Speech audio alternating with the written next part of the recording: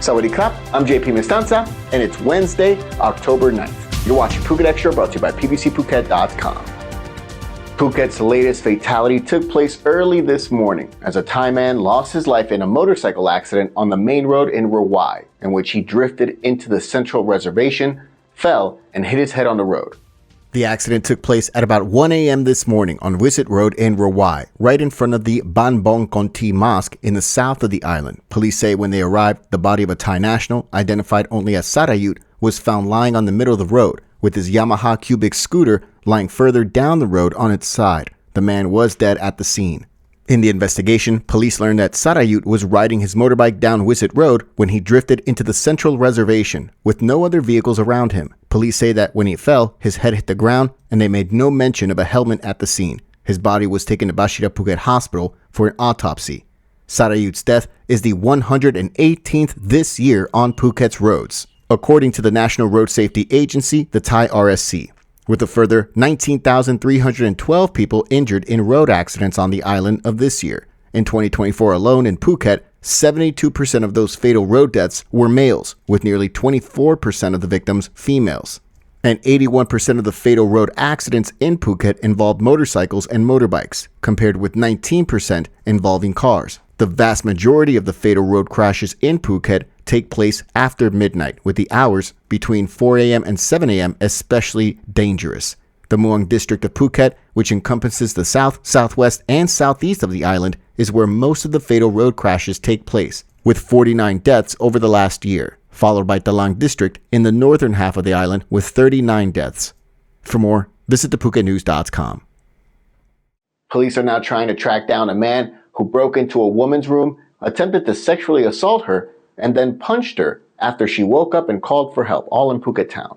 The incident took place just after 10 a.m. on Tuesday morning in the Ratsada area of Phuket town. The woman, a 34-year-old Thai national, told Phuket City Police that she had come back from work at about 8 a.m. and went to sleep. She woke up just past 10 a.m. to find a man who appeared to be in his 40s in her bedroom. He jumped on the bed and attempted to molest her, according to reports. She screamed for help from across the hall, and the man, in response, punched her in the face several times, then fled the scene. After surveying the scene, she also told police that the man stole several items of jewelry from her room. Police say they are now checking CCTV and looking into why he targeted her, but to track him down and charge him.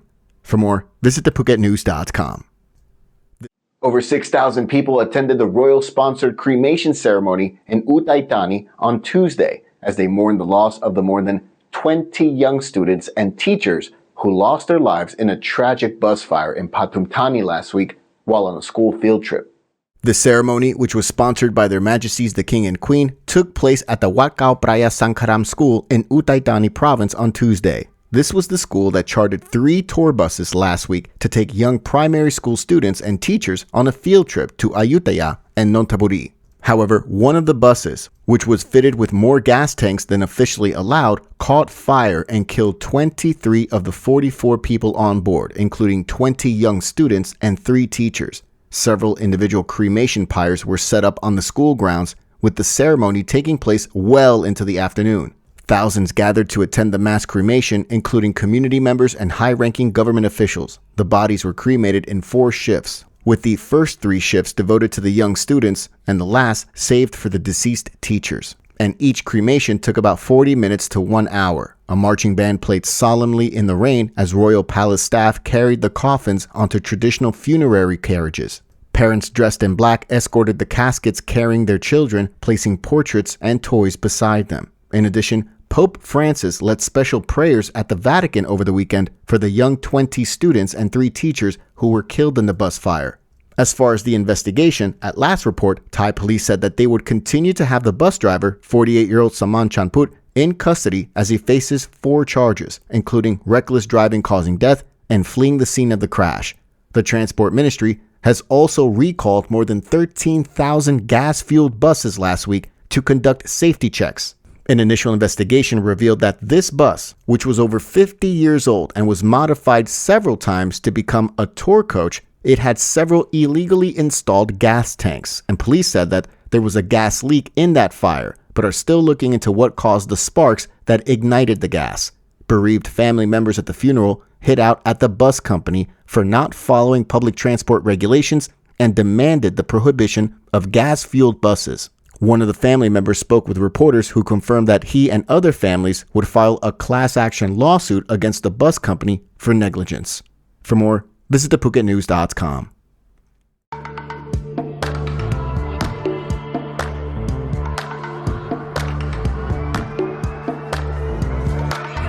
I was sure that it'll be easier to clear you from my mind. I wish you fall out from the window, take a bad trip to the ground. Ooh. And bring the pleasure, see pressure just before you break a bone. Police in Patong are reporting that they arrested 4 people, all of them on drug charges, who were all in the same hotel room.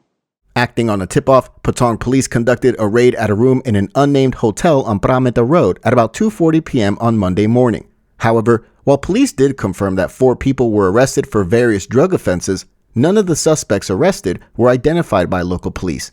One suspect was found with 31 meth pills, known as yaba, along with 2 grams of crystal meth, known as ya ice.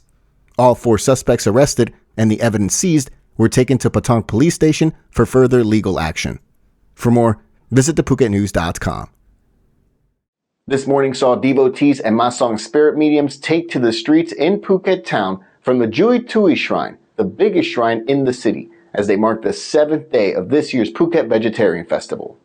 The procession, which began at about 7 a.m. this morning, is a key event of the festival, where participants honor the 9 emperor gods by parading images of the deities through the streets. The Jui Tui Shrine, which is located on Ranong Road in Phuket town, is one of the most prominent Chinese shrines in the province and boasts the largest number of spirit mediums, both men and women, who participate in the festival's rituals. Spirit mediums in a show of faith pierce their cheeks and tongues with sharp objects, including blessed knives, swords, and skewers, and legendary weapons. Some participants also bathed in oil, a ritual believed to transfer bad luck away from those observing the festival's vegetarian principles. The procession wound along various roads in Phuket town, eventually reaching Sapan Hin, where a ceremony using incense and candle smoke was held to invite the gods back to the shrine. The street processions continue tomorrow, October 10th, with another major procession set to take place from the Katu Shrine, the oldest shrine in Phuket, and the historical origin of the annual Vegetarian Festival,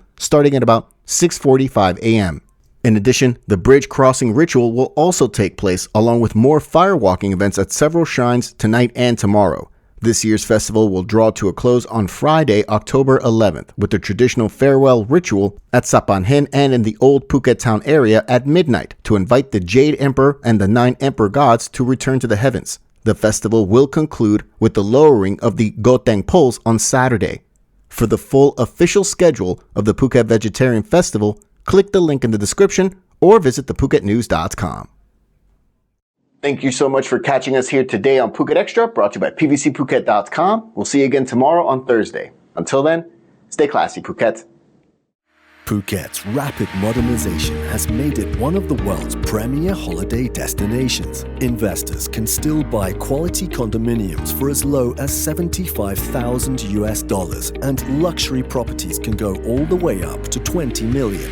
Condominiums in Phuket are a safe, secure bricks-and-mortar investment offering foreigners freehold ownership. Call or email Thai Residential, Phuket's #1 trusted real estate advisor, to find your perfect Phuket property.